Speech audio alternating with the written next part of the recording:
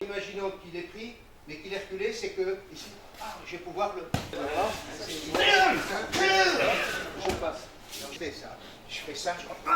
C'est fini.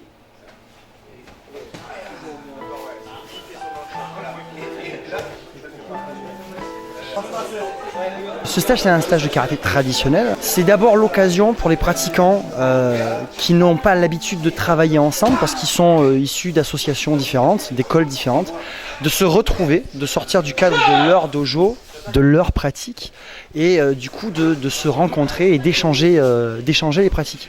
Très souvent, dans le secteur des arts martiaux, on voit que les gens, et notamment les professeurs, restent enfermés chez eux, et ça, c'est un vrai frein à la progression.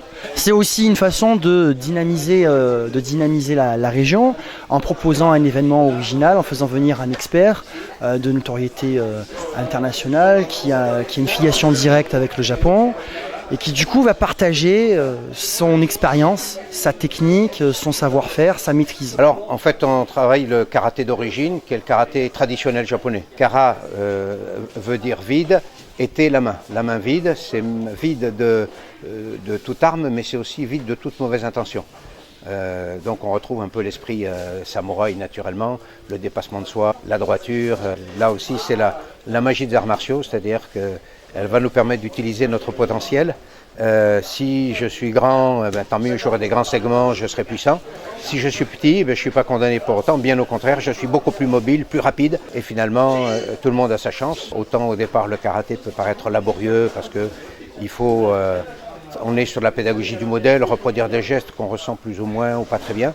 Autant dans un deuxième temps, quand on sait approprier les gestes, quand on a créé des automatismes, là on sent tout le bienfait. Il suffit d'arrêter quelques semaines pour s'apercevoir qu'on en a vraiment besoin et que nos qualités déclinent même dans le quotidien. Les Asiatiques nous ont appris ça, c'est que dans nos mentalités occidentales, on sépare le corps et l'esprit, c'est souvent d'origine judéo-chrétienne.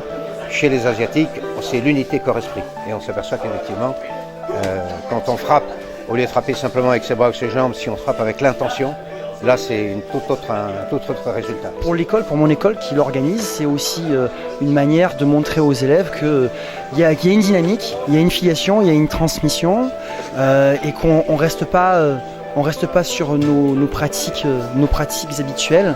Ça permet aussi aux gens de montrer qu'au-delà de ce que leur professeur va travailler avec eux, il y a une possibilité d'aller encore plus loin.